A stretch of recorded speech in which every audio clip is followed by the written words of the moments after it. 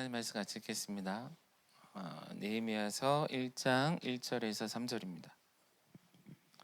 구약성경 느헤미야서 1장 1절에서 3절입니다.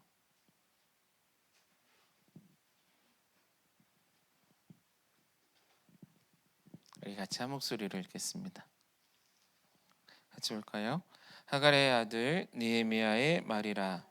아닥사스다 왕 제20년 기슬르월에 내가 수상궁에 있는데 내 형제들 가운데 하나인 하나니가 두어 사람과 함께 유다에서 내게 이르렀기로 내가 그 사로잡힘을 면하고 남아있는 유다와 예루살렘 사람들의 형편을 물은즉 그들이 내게 이르되 사로잡힘을 면하고 남아있는 자들이 그 지방 거기에서 큰 환난을 당하고 능욕을 받으며 예루살렘 성은 허물어지고 성문들은 불탔다 하는지라. 아멘. 이제 진짜 건강한 교회를 글로벌 교회라고 이제 해야 될까 봐요. 이제 영어로 알아듣는 사람과 베트남어를 들어야 되는 사람, 한국어는 잘 알아듣죠, 여러분? 네, 한국어로 또 설교를 듣고 예배를 들어야 되는 사람들이 함께 모여가고 있는데 어떤 면에서 건강한 교회에게 주신 특별한 은혜, 특권이 아닐까 싶습니다. 물론 불편함은 있겠죠, 언어의 한계로 인해서. 그러나 우리가 다양한 문화, 다양한 언어로부터 함께 모여 한 하나님을 예배할 수 있다는 것, 그것이 얼마나 큰 은혜이며 특권인지 이 아침에 같이 좀 느끼며 나아가면 좋겠다, 이런 생각이 듭니다. 지난주 한 주간 동안 여기 현수막이 있었는데 지금은 단체 사진 찍느라고 떼었습니다. 네, 우리가 그 믿음의 터를 다시 세우라라는 이런 주제를 가지고 특별 기도회를 가졌습니다. 월요일부터 목요일까지는 온라인으로 밤 9시에, 그리고 금요일에는 함께 모여 8시부터 함께 기도회를 가졌습니다. 물론 특별이라는 용어를 쓰는 이유는 특별한 이유가 있기 때문이겠죠. 우리의 일상, 그리고 흘러가는 그런 일상의 흐름 속에서 조금은 다른 변화들이 필요할 때 우리는 그 포인트를 찍고 그때 특별하다, 이런 표현들을 쓸 것입니다. 그런 면에서 우리 건강교회가 지금 특별한 시기, 어떤 특별한 변화를 앞둔 시기에 서 있다라는 것, 우리가 좀 인식했으면 좋겠습니다. 감사한 것은 우리 기도로 인도한 사역자들이나 함께한 성도들 안에 그런 인식이 어느 정도는 있는 것 같아요. 물론 상황에 따라서 참석하고 참석하지 못하는 사람들이 있었으나, 그러나 그 환경 속에서 나름 최선의 노력을 해서 함께 모여 예배하고 기도할 수 있는 시간, 그리고 서로가 서로를 위해, 더 나아가 교회를 위해 함께 기도하는 그런 시간들을 가졌습니다. 물론 모든 구성은 하나하나가 동일한 마음으로, 그런 마음으로 함께 나가면 좋겠지만 아직까지는 과정이겠지요. 그러나 시간이 갈수록 이런 시기에 우리가 어떤 마음으로, 어떠한 생각을 품고 어떤 준비, 변화를 맞이해야 될지에 대해서 함께 고민하고 공유할 수 있는 우리가 되었으면 좋겠습니다. 오늘 아침에도 그 흐름 속에서 우리가 느헤미야의 배경으로 같이 말씀 나눴는데, 그 흐름 속에서 이 말씀들을 가지고 다시 한번 생각해보고 고민하고 결단하는 그런 시간을 갖기를 바라봅니다. 특별히 오늘 같이 나누고자 하는 주제는 인식에 대한 주제입니다. 이런 변화의 시기에 물론 교회가 이런 얘기를 하는구나, 목사님이 이런 얘기를 자꾸 하는구나, 또 성도들이 이런 변화들을 위해 노력하는구나 라고 아는 것, 그리고 잘 됐으면 좋겠다 바라는 것, 이것을 뛰어넘어서 한 사람 한 사람이 아까 얘기한 것처럼 지금 우리가 무엇을 하려 하고 왜 해야 하는지, 그리고 그 왜라는 것이 단지 목사님이 혹은 교회에서 혹은 옆에 있는 몇 사람이 하자 하기 때문에 하는 것이 아니라 정말 그래야 하는구나, 나 스스로, 본인 스스로가 그것을 인정하며 고백할 수 있는 수준, 그것을 위해 첫 단계로서 나의 생각이 바뀌는 것, 나의 마음이 바뀌는 것, 곧 인식의 전환이 있었으면 하는 바람이 있어서 그런 주제를 가지고 함께 말씀을 오늘 나눠보고자 합니다. 자, 첫 번째 우리가 좀 생각했으면 하는 것은요, 지금 우리가 처한 상황, 나 혹은 우리 공동체 혹은 교회죠. 더 나아가 이 시대가 처한 상황이 어떠한지에 대한 분명한 인식을 우리가 공유했으면 좋겠다라는 거예요. 자, 우리가 아까도 얘기한 것처럼 특별 기도의 주제로 내세운 것은 믿음의 터를 다시 세우자 혹은 세우라라는 표현이었습니다. 자, 다시 세운다라는 이 말 속에는 이미 어떠한 전제가 있는 것이죠. 뭡니까? 이전에 무엇인가 있었는데 지금 그렇게 되지 못하고 있거나, 이전에 무엇인가가 되고 있었는데 그것 이상의 무엇인가가 필요하기 때문에 우리는 다시금 그 주제를 붙들고 그쪽에서 어떤 변화를 추구한다라는 거예요. 다시 표현하자면 무엇인가 다시 세워야 할 필요가 발생했다라는 것입니다. 물론 우리의 상황이, 우리 개인의 삶이, 우리 교회의 형편이, 이 시대의 한국 교회나 이 시대를 살아가는 모든 그리스도인들이 직면한 이 시대의 모습이 완전 엉망진창고 100%의 악, 100% 무너진 시대는 당연히 아닐 것입니다. 그렇죠? 만약에 그랬다면 제가 이런 설교를 할 필요도 없을 정도의 상황에 우리가 다 직면해 있을 거예요. 그 정도는 아니지만 그럼에도 불구하고 우리는 뭐라고 고백할 수밖에 없냐면, 지금 이대로의 상태로는 부족하니, 혹은 이 상태가 지금 우리에게 필요한 변화를 위해 어떤 준비되어 있는 모습은 아니니, 그 다음 단계를 위해 우리가 목표하는 것을 위해 정말로 변화가 필요하구나, 달라져야 되겠구나라는 인식이 필요하다라는 것입니다. 자, 우리 본문을 보시면 느헤미야서의 시작점, 그 배경이 나오고 있습니다. 자, 이 배경은 두 사람 혹은 한 사람, 세 사람, 네다섯 명 정도가 모여서 나눈 대화로 시작이 됩니다. 자, 느헤미야의 동생 하나니라는 사람이 있는데, 그 하나니가 두세 사람과 함께 멀리 본국, 지금은 망해버렸으나 어쨌든 그들의 민족의 뿌리가 되어지는 고 유다라는 나라의 예루살렘에 다녀왔습니다. 자, 다녀온 그들을 불러놓고 그곳의 형편이 어떠냐라는 거예요. 한 번도 가보지 않은 땅이었을 것 같아요. 그 이유는 뒤에 나옵니다. 우리가 계산해 보면 나오는데, 사실 이제 어제도 우리 야인 목사님하고 사모님이 한국에 오셨어요. 한국 사람들은 최근에 많이 만났죠, 그죠? 아마 거쳐간 한국인이, 럼동 그 깜북교회를 거쳐간 한국인이 이제 100명 단위가 될 것 같아요. 그럼에도 불구하고 한국은 지금 처음 와본 거예요.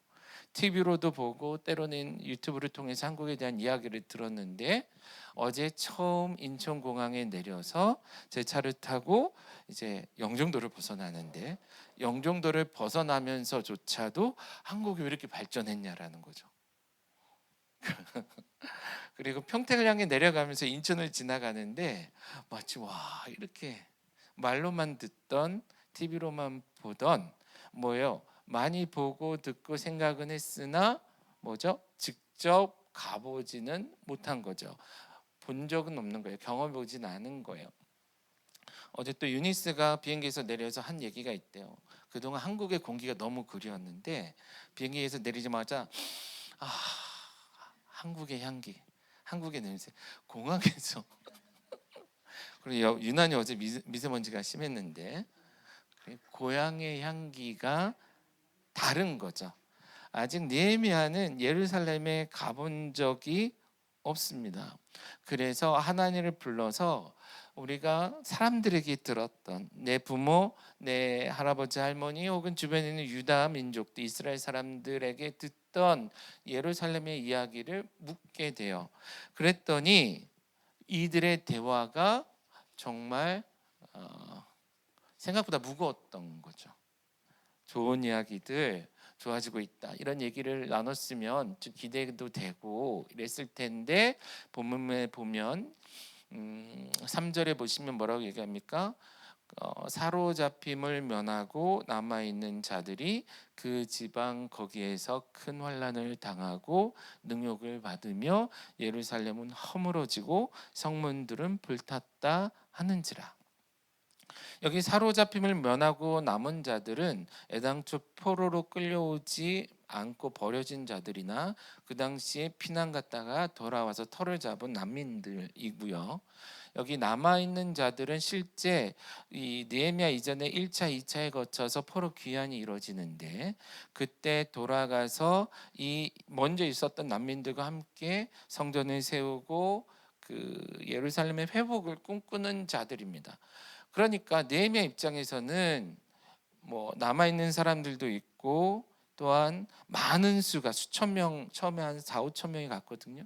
그리고 한 2천 명쯤 안 되는 숫자가 갔고 또 꽤 괜찮은 능력자들이 갔고 그때에도 많은 도움이나 이런 변화들이 있었으니 지금은 좀 나아졌을까라는 기대감이 살짝 있었을지 몰라요. 그런데 그 상황은 굉장히 좋지 않았다라는 거예요. 그리고 읽지는 않았지만 4절의 말씀을 보면 이것이 느헤미야에게 굉장히 충격이었던 것 같아요. 물론 이것을 보고하고 있는 하나님의 입장에서도 충격이었을 것입니다. 그러니까 그들이 모여서 와 말도 안 돼. 거기는 이렇고 저렇고 이 모양이고 저 모양이고 마치 우리가 여러분이 경험이 있는지 모르겠는데 제가 처음 갔던 필리핀 그 산지족 저 깊숙한 곳에 들어가니까 어쨌든 그 당시 한국하고는 꽤 다른 삶을 살아가고 있어요. 네팔에서도 마찬가지. 제가 갔을 때 근데 얘기를 들어보니 소위 말해 그 형편없는 상황 속에서 살아가는 그들을 보면서 나 여기 하루도 못 살겠는데 하는 그런 집이 있는데 사람들은 뭐라 그래요? 그래도 이 동네는 카트만두 지역에서 가깝고 도시에서 가깝기 때문에 괜찮은 편이에요. 여기서 몇 시간 차 타고 가면 그리고 차를 내려서 몇 시간 걸어가면 정말 말도 안 되는 상황을 여러분들이 보게 될 겁니다라는 이야기를 들었었죠. 그러면 어떻게 해요? 겁이 나죠. 그렇죠? 지금 하나니와 느헤미야의 대화가 그런 얘기입니다. 그들이 주고받는 대화 속에 낙심하고 낙담되어지는 충격적인 대화가 나눠지고 있었다라는 거예요. 그런데 정작 그 시점에 예루살렘에 살고 있던 사람들은 어땠을까 하냐라는 거죠. 물론 최근에 귀환한 사람들은 그 훨씬 더 힘든 시간들을 보내고 있었겠지만 과연 오래전부터 그 환경 속에서 자라온 사람들은 자신들이 얼마나 엉망이고 힘들고 무너진 상태에 살아가고 있는지 과연 인식하고 있었을까라는 질문을 보자라는 겁니다. 실제적으로 이스라엘이 아까 남유다가 완전히 망한 것은 586년입니다. 기원전.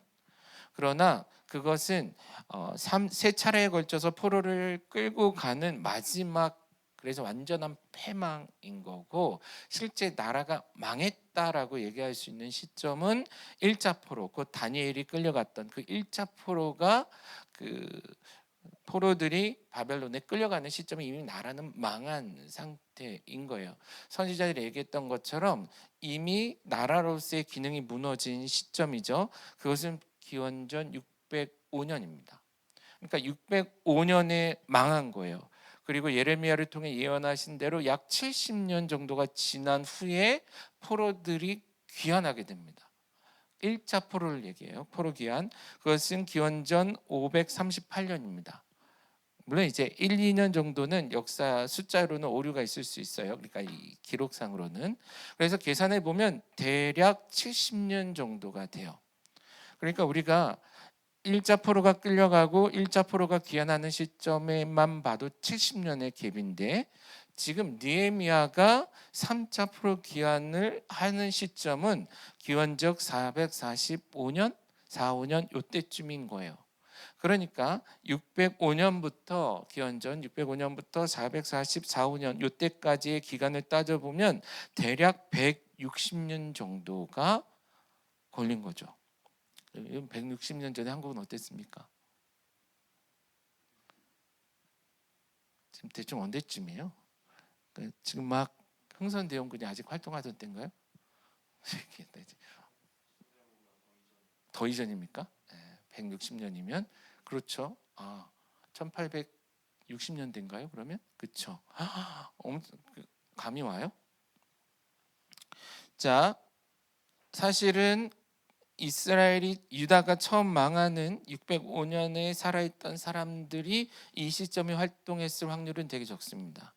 그리고 그 자녀 세대에 이르기까지 누군가는 3대 혹은 4대에 걸쳐서 그 이상에 걸쳐서 이미 무너져 버린 성벽, 불타버린 성문을 바라보고 살아왔다라는 것이죠. 성전이 재건된 것은 일자 프로들이 귀환하고 그리고도 멈췄다가 다시 진행이 됐기 때문에 거의 이 성전이 재건되는 데까지도 소요되는 기간이 꽤 오래 걸렸던 것을 우리가 알 수 있습니다.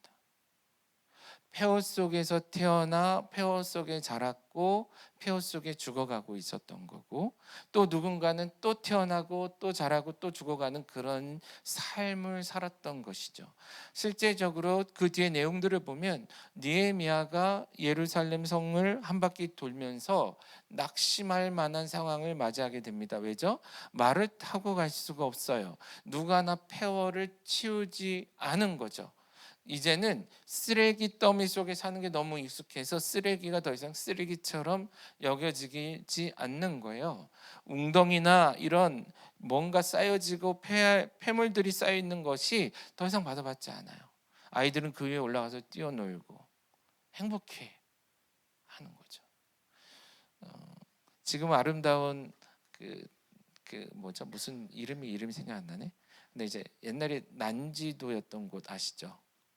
월드컵 공원 앞에 이렇게 산 있는 거 공원이잖아요. 지금 우리가 억새풀 보러 가는 곳, 하늘공원. 그래요. 옛날에 전 난지도 시절에 거기에 가봤거든요. 어릴 적에 아버지 따라서 일이 있어서 가봤는데 제 기억으로는 그 쓰레기 더미 속을 좀 걸어 다녔던 기억이 있어요. 근데 보니까 꽤 좋은 게 많은 거야. 우리 집에 없는 게 거기 있었어요.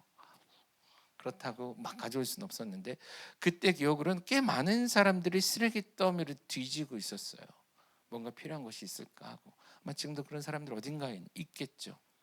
아무렇지도 않아요. 냄새가 나도 옷에 묻어도 일상인 것이죠. 왜요? 그런 동네였고 그런 삶이었으니까. 이 사람들이 그런 삶을 살아오지 않았을까요? 사실 그러니까 견뎠겠죠. 이런 상황이 익숙해진 거예요. 분명히 그러지 않았었을 텐데 옛날에는 이미 익숙해진 거예요. 타협이 이루어진 거죠. 자, 그렇기 때문에 지금 오히려 엄청 멀리 떨어져 있는 이 궁에서는, 수단궁에서는 느헤미야와 하나니가 앉아서 땅을 치며 눈물을 흘리며 이런 이야기를 나누고 있지만 정작 예루살렘 사람들은 그냥 하루하루 어떻게 내 삶을 살아낼까, 내게 닥치는 위협을 견뎌낼까, 이 어려움 상황을 조금이라도 낫게 만들기 위해 나는 오늘 누구 것을 빼앗거나 무엇을 지켜낼까 정도만 생각하고 살았을 거라고 우리는 생각해 볼 수 있다라는 거예요.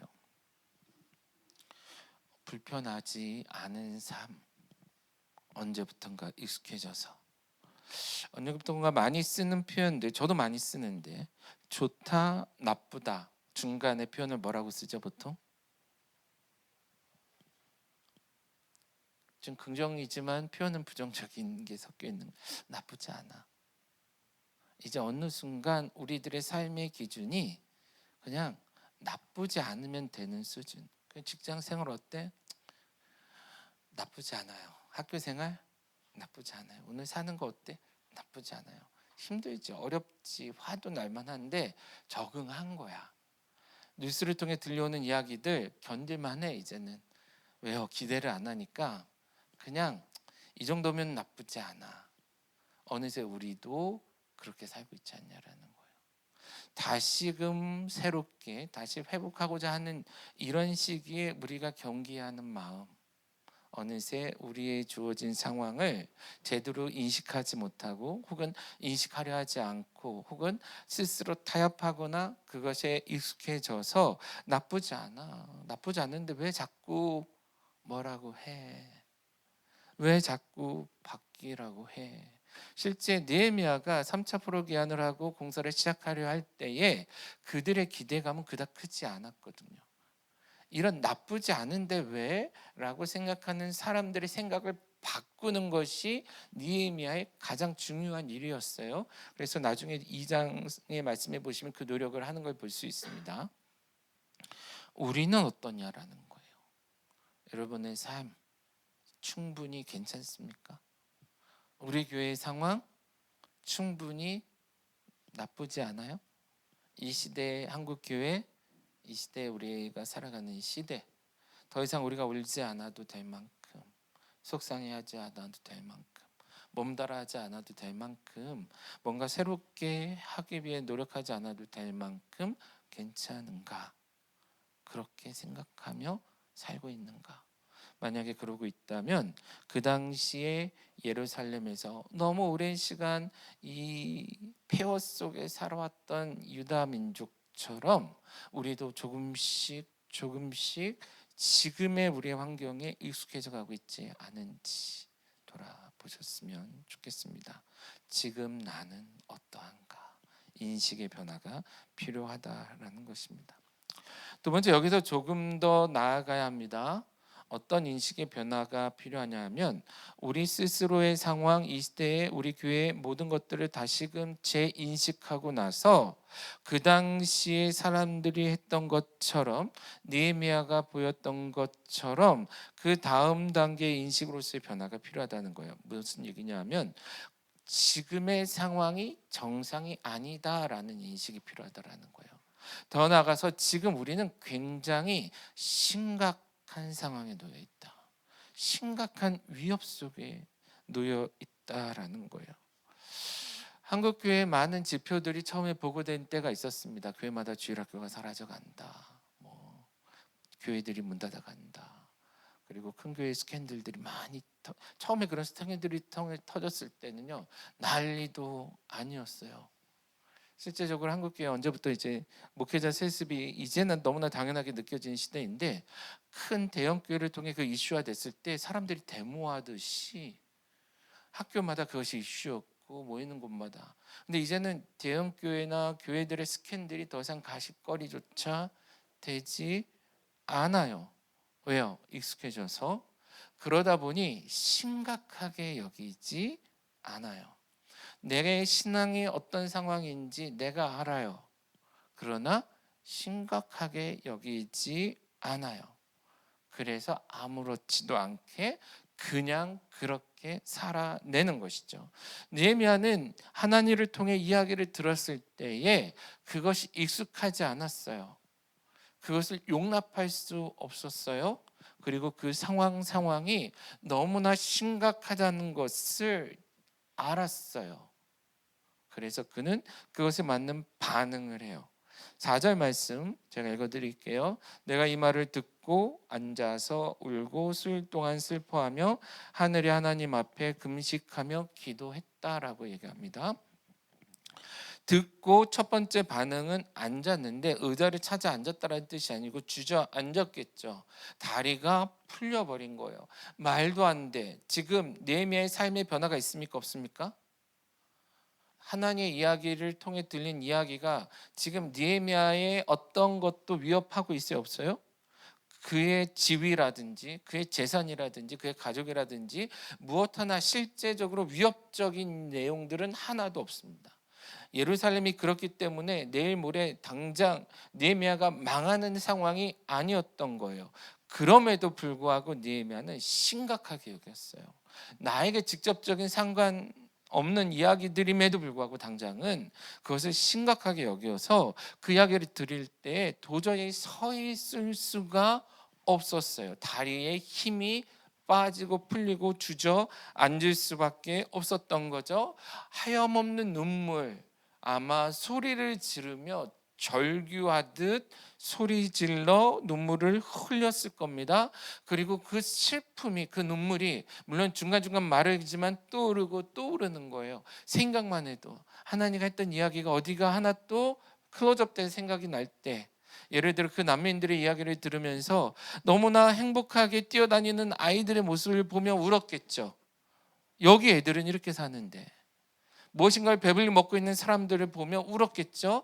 여기 사람들이 이렇게 잘 먹고 잘 사는데, 좋은 집에 사는데 보면서 계속 울고 울었을 거예요. 그래서 수일간 슬퍼했다라고 말하고 있습니다. 그는 더 이상 음식이 목에 넘어가지 않아 금식을 한 거예요.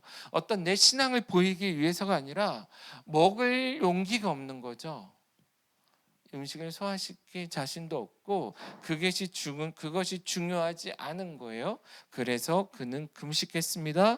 그리고 하나님 앞에 나아가 엎드릴 수밖에 없었습니다. 그리고 시간을 따져보면 약 4개월 가까운 3, 4개월 동안의 기간 동안 그는 이 슬퍼하며 또한 중간중간 금식하며 울며 지냈을 거예요. 그리고 결국 왕 앞에 서서 자기의 마음을 토해낸 것입니다. 심각함, 지금 우리가 직면한, 그러니까 느헤미야가 직면한 그 상황이 심각하다고 인식했던 것처럼 우리에게 필요한 인식의 변화는 지금 내 안에 곧 나의 모습을 보며 심각하게 여겨야 되는 거예요. 우리 교회가 직면한 상황뿐만이 아니라 1년 이내 이상 이런 수준이 아니라 지금 교회로서의 기능과 교회로서의 어떤 하나님의 기대하심을 우리는 온전히 이루고 있는가를 생각하며 그러지 못하고 있던 우리는 심각하게 여겨야 되는 거죠. 한국교회 이야기를 들으면서 화를 내거나 눈물을 흘리거나 뭔가 심각하게 여겨야 되는 거예요. 이 시대의 사람들의 이야기들을 들으며 그 속에 우리는 지금 찡겨서 살아가고 있잖아요. 심각하게 여겨야 한다라는 것이죠. 근데 왜 심각하게 여기지 못합니까? 기준을 잘못 잡았기 때문 아닐까요? 다들 그렇게 사는데 아까 얘기한 것처럼 타협하고 나만 그래? 왜 너만 유난히? 왜 너희 교회만 유난히? 왜 한국 교회가 꼭 그래야 돼? 하는 이야기에 너무나 쉽게 마저 그러네 하듯 기준점을 낮추지 않았냐라는 거예요. 분명 느헤미야가 보고받은 예루살렘의 상황은 전쟁으로 인해 나라가 완전히 처음 망했을 때보다는 당연히 나을 겁니다. 그러지 않을까요? 상황이 좋아지고 있어요. 그러니까 심각성을 못 느낄 수 있죠. 그러나 느헤미야의 기준은 어찌하여 유다가, 어찌하여 이스라엘이, 어찌하여 하나님의 성전이, 어찌하여 하나님의 백성들이 그런 상황 속에 살아가고 있는가라는 거예요. 기준은 이스라엘, 곧 다윗의 영화, 다윗을 통해 세워가는 이스라엘, 더 나아가 하나님이 기대하시는, 그래서 기대하셔서 만들어졌던 에덴, 더 나아가 하나님이 기대하시고 완성하고자 하시는 하나님의 나라, 그리고 그런 하나님의 나라, 하나님의 뜻을 따라 살아가서 이 세상에서 질질 끌려다니는 인생이 아닌 이 세상을 정복하고 이 세상을 하나님의 나라로 회복하고자 세우셨던 이스라엘을 떠올리며 그 기준으로부터 너무나 처참하게 바닥을 치고 있는 이스라엘, 예루살렘을 보며 그는 심각성을 느꼈을 거라는 것이죠. 우리는 우리의 신앙의 기준을 지금 어디에 두고 있습니까? 여러분들의 신앙의 모습이, 신앙인으로서 혹은 사역자로서의 모습이 이 시대 평균치보다 조금 더 나을 수도 있어요. 그래도 이 시대 많은 사역자들이, 신학생들은 그렇게 살고 많은 성도들은 저렇게 사는데 그들보다는 나는 나을 수 있어요. 조금 더 나을 수 있어요. 그걸로 과연 괜찮은가라는 거예요. 바리새인이 성전에서 기도할 때에 옆에서 머리를 쳐박고 기도하는 세리를 보면서 하나님 앞에 이렇게 기도했죠. 하나님, 나는 저 세리보다 낫죠. 내가 저 세리 같지 않음으로 인해 하나님 너무 감사해요 라고 기도를 해요. 그때 예수님은 아니야 라고 얘기하시죠. 물론 세리가 옳다는 게 아니라 오히려 나은 걸 따지면 세리가 너보다 낫다라는 얘기죠. 바리새인도 하나님의 기준에 맞지 않은 거예요. 우리의 기준은 어디 있는가? 여러분의 신앙의 기준은 어디 있습니까? 지금의 여러분들의 신앙의 모습이, 우리의 신앙의 모습이 지난 수십 년의 여러분들의 신앙의 삶 속에 가장 정점에 서 있습니까? 혹 이전에는 내가 더 순수했고 더 하나님 앞에 진지했고 하나님 나라를 위해 난 더 헌신하려고 했고 교회에 무슨 일이 있으면, 성도들의 삶에 무슨 일이 있으면 난 더 민감히 반응했고, 이 시대에 하나님의 이름이 모욕을 당하고 능욕을 당하는 이야기들을 들으면 나는 슬퍼, 어찌할지 몰라 꺼이꺼이 하나님 앞에 울었던 나가 있지 않았나요? 하나님의 말씀을 대할 때나 예배를 사모하며 나올 때나 지금보다 혹 더 나은 모습으로 살았었을 때도 있지 않았을까요? 만약에 그랬다면, 그런 시절이 있었다면 적어도 그 시절을 뛰어넘을 만큼의 우리가 되기 위해 다시 세워야 하는 것이고, 혹 지금 우리가 최정점에 있을지라도 교만하지 말고 내가 너보다 낫다 이게 아니라, 내가 이 시대에 누구보다도 신앙이 가장 고매하고 훌륭할지라도 여전히 하나님이 기대하시는 나, 우리 교회의 모습보다 훨씬 더 부족하기 때문에 이제 심각성을 느끼고 다시 세워야 되겠다, 다시금 나아가야 되겠다, 여기가 끝이 아니니 다시금 심기일전하여 나아가야 되겠다. 로뎀나무 아래 있었던 엘리야를 부르신 하나님 앞에 나갈 때 그가 다시금 일어나 나아갔던 것처럼 변화산에서 하나님의 영광을 누렸던 제자들이 그럼에도 불구하고 예수님이 여기가 끝이 아니야 하실 때 다시금 일어나 산 밑으로 내려와 십자가를 향해 나아갔던 것처럼 우리 역시도 심각하게 반응해야 되지 않을까라는 것입니다. 마지막 한 가지 더 얘기하고 말씀 마무리하겠습니다. 어떤 인식의 변화가 필요할까요? 단순히 심각함을 느끼는 데서도 멈추지 말고 우리는 더 나아가 이제는 결단해야 하지 않을까요? 이 시대의 가장 큰 문제, 그리스도인이나 목회자나 할 거 없이 저를 포함해서 우리의 가장 큰 심각한 문제는 언제부턴가 부끄러워하지 않는 사람, 않는 교회, 않는 세대가 된 것 같아요.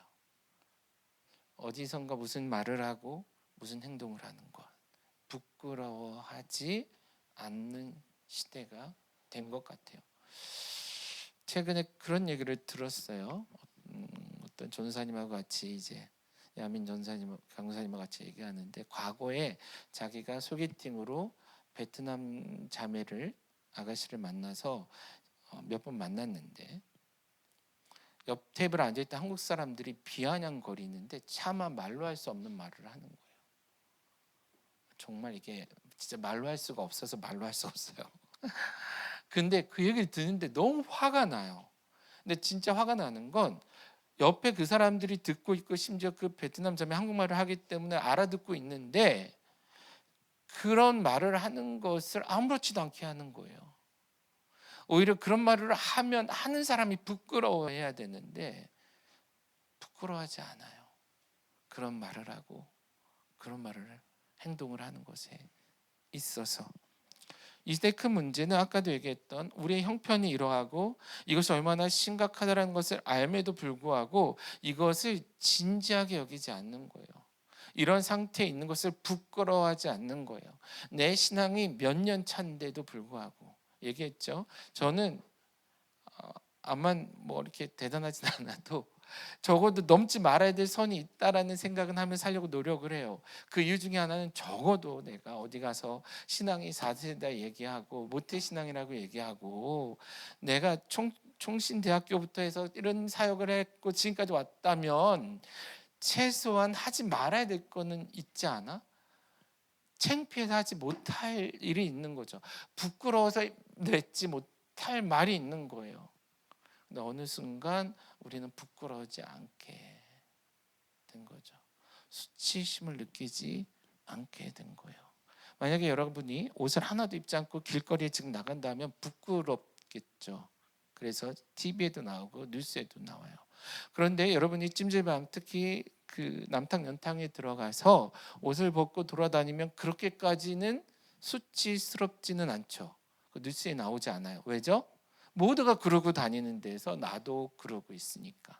마치 그런 것처럼 이 시대에 다 벌거벗고 살아가는 것처럼 우리도 그렇게 살아가고 있기 때문에 수치스러움을 느끼지 않는 것 같아요. 그런데 과연 그래도 될까요?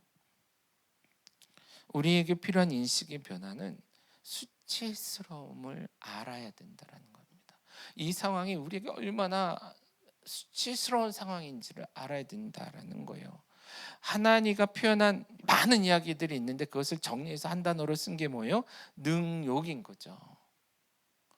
능욕당하고 있는 거예요. 수치스러운 거예요. 수치스러워요. 지금 우리 교회 큰 변화에 가장 중요한 포인트가 있어요. 사실은 제 안에. 누구한테는 얘기도 했고 누구 모를 수 있지만 올 여름 사역에 특별히 제가 선교를 준비하면서 그 선교 사역에 필요한 재정을 모으기 위해 제가 한 이틀 3일 알바를 했어요. 그 어떤 캠프에 가가지고 커피를 팔았어요. 그들이 원하는 만큼 최대한 맞춰서 했어요.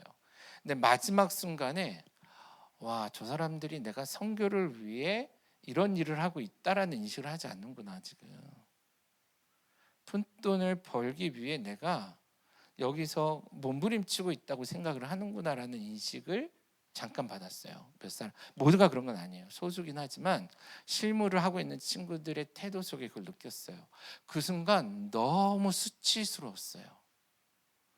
나는 목사로서 내가 그 커피를 그렇게 내리고 밤새 새벽 여기 3, 4시까지 와서 커피 내리고 또 가서 하고 막 이런 것들이 그래도 내가 그들을 돕고 있다라고 생각을 했고 그것을 통해 나오는 일부의 수익이 선교를 위해 쓸 거기 때문에 내가 가치 있는 일을 하고 있다라고 생각을 했어요.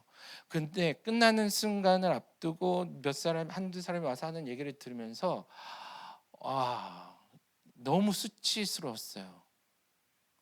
너희들이 지금 그리고 우리가 하고 있는 사역을 지금 그 정도로밖에 안 보는 거야라는 생각이 들어서 한편으로 또 화가 났어요.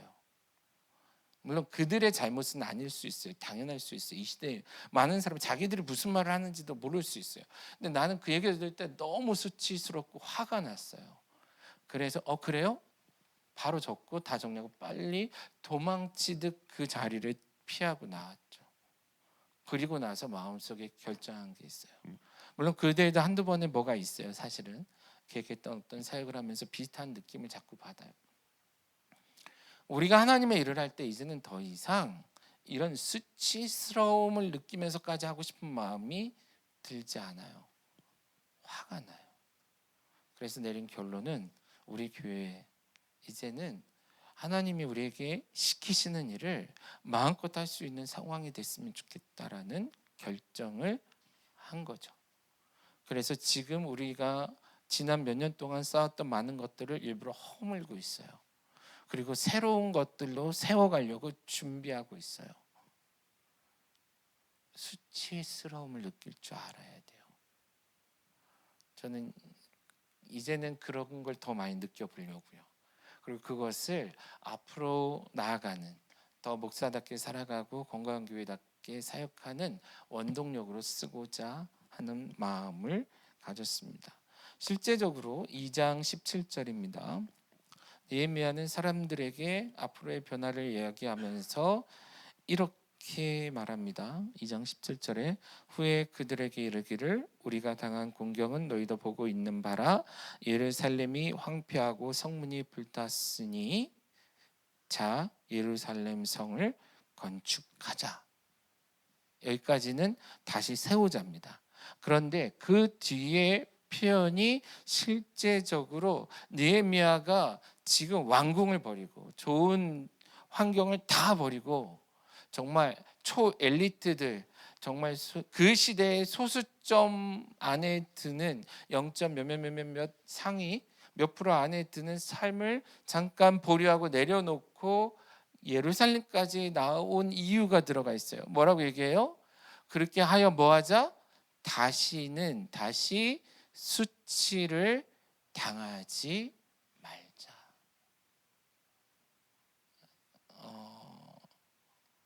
이런 인식이 우리에게 있었으면 좋겠습니다. 계속해서 수치스러운 마음으로 사역할 거면 이제는 사역을 좀 접을까 생각을 해요. 물론 예수님은 계속 수치스러움을 이기며 결국은 했지만 그게 핵심은 아니에요. 영광스러운 예수님의 모습이 우리가 지금 섬기는 예수님의 모습이죠. 우리도 마찬가지입니다. 건강한 교회 사역자 여러분, 성도 여러분, 건강한 교회 사랑하는 모든 가족 여러분, 지금 우리가 다시 세우고자 하는 이 변화는 단순히 어제보다 조금 나은 신앙의 모습으로 이만하면 됐어 하는 수준을 기대하는 게 아니에요. 지금보다 약간 더 좋은 환경에서 약간 더 많은 사람들과 함께 약간 더 쫓기지 않는 마음으로 예배하고 사역하는 것 정도를 기대하는 게 아니에요. 그 정도 마음으로 다시 세우자라고 외치는 게 아니에요. 물론 우리는 지난 몇 년 사이에 리처치 플랜팅을 했어요. 한 단계 한 단계 계단을 밟아왔어요. 근데 지금의 변화는 과거에 서 있던 계단에서 몇 단계를 뛰어넘는 수준의 것을 얘기하는 게 아니에요. 이제는 다른 계단, 다른 길로 접어들겠다라는 거고, 이제는 방향을 틀어버리겠다라는 뜻이에요. 만약에 그것을 통해 우리가 더 이상 수치를 면할 수 있는, 당하지 않을 수 있다면, 그래서 마음껏 하나님의 나라를 세워갈 수 있다면, 그래서 예루살렘 주위는 많은 이방 민족들이나 사람들이 저 봐라, 옛날에는 그랬던 예루살렘이 이제는 우리의 발톱에 때만도 못한 민족과 나라가 되지 않았느냐라면서 비웃음과 조롱거리, 실제 느헤미야가 개혁하고 공사를 하려 할 때 사람들이 그랬거든요. 니들이 성벽을 쌓아봐라, 여호가 올라가도 무너지지 라고 이야기하는 그 정도 수준의 수치스러운 상황이었으나, 이제 이후로는 이런 수치스러움을 당하지 말자라는 거예요. 물론 우리 김광수 전사님도 설교 때 얘기했던 것처럼 그 이후에 이스라엘의 역사가 승승장구하는 역사는 아니죠. 훨씬 더 암흑시기로 접어들지만 적어도 느헤미야는 그 시대에 하나님 앞에서 그렇게 몸부림쳤다라는 겁니다. 저는 이 시대에 이 시점에 우리가 그런 몸부림치는 건강한 교회가 되었으면 좋겠습니다. 내가 어디 가서 건강한 교회 목사입니다라고 얘기하는 것이 사람들이 이런 뭔가 밥은 먹고 다니 이런 느낌으로 보지 않는 교회가 되었으면 해요. 그것이 단지 돈이 많다, 건물이 크다, 사람이 이런 게 아니고, 그런 걸 먼저 떠올리는 교회가 아니라, 지금도 물론 어떤 분들은 그렇게 얘기하겠지만 귀하고 하나님이 기뻐하시는 일을 하는 교회이며, 그것을 더 능력 있게 앞으로 계획을 세워 나아가기에 부족함이 없는 교회가 되었으면 좋겠습니다. 우리가 카페를 하는 이유도 그렇습니다. 물론 현실적인 필요를 위해 우리가 나름의 노력을 하지만 단지 재정만이 문제였다면 그런 고생할 필요는 없어요. 훨씬 더 리스크가 크고 어려운 일입니다. 그리고 교회가 사람이 늘고 재정이 늘게 하는 법을 몰라서 안 하는 것도 아니에요. 그런데 분명 그렇게 하려고 그러면 우리는 하나님 앞에서, 말씀 앞에서 분명히 엄청난 타협을 하고 가야 돼요. 목사로서 하지 말아야 될 말을 해야 되고, 성도들에게, 사람들에게 거짓을 가르쳐야 돼요. 성경에서 얘기하지 않는 것. 그러면 오히려 세상은 반응할지 몰라요. 그렇게 할 수 없어요. 하나님의 나라는 그렇게 세워지지 않아요. 그럼 어떻게 해야 됩니까? 폐허를 걷어내고 우리가 스스로 일어서야 하는 것입니다. 다음에 우리 다 같이 모였을 때 앞으로 우리 사역에 대해서, 그리고 그 당시 예루살렘이 어떻게 재건을 해나갔는지를 다시 한번 돌아보면서 우리가 해야 될 것들을 결단했으면 좋겠어요. 여러분들도 이 시기, 특별 새벽 기도회가 했다에 행복해하지 마시고 특별 새벽 기도회는 그 특별함이 시작되는 선언식 같은 거 아니에요? 개막식이잖아요. 일종의. 그렇죠? 새벽 기도가 그러니까 특별 기도회가 끝나서 그 주제가 끝난 게 아니에요. 여러분 착각하지 마세요. 개막식을 위해 올림픽이 있는 게 아니에요. 올림픽을 위해 개막식이 있죠. 특별 기도회는 개막식 같은 거고 지금부터 다시 세우는 겁니다. 여러분 다시 세워야 합니다. 물론 과정이 있고 시간이 걸릴 겁니다. 우리 예배에 대한 부분들도 계속해서 바꿔갈 거고 이전보다는 제가 훨씬 더 강한 어투와 저 스스로도 계속 쳐서 복중심에 바꿔갈 거예요. 시간은 걸릴 거예요. 그러나 할 겁니다. 해야 합니다. 하지 않으면 소망이 없습니다. 하지 않으면 수치를 당합니다. 하지 않으면 익숙하게 살아갈 겁니다. 그리고 진짜 주님 나라 앞에 섰을 때 우리는 그분 앞에서 수치스러움을 느낄 겁니다. 슬피 울며 이를 갈게 될 것이고 주님 앞에서 쫓겨나는 자가 되어 우리가 언제부턴가 잘 쓰지 않는 표현 지옥에 떨어지는 인생이 될 수도 있을 겁니다. 그렇다면 차라리 지금 무엇인가를 시작해 보시죠. 그런 마음으로 살아가는 우리 건강교회가 되어지기를 간절히 바랍니다.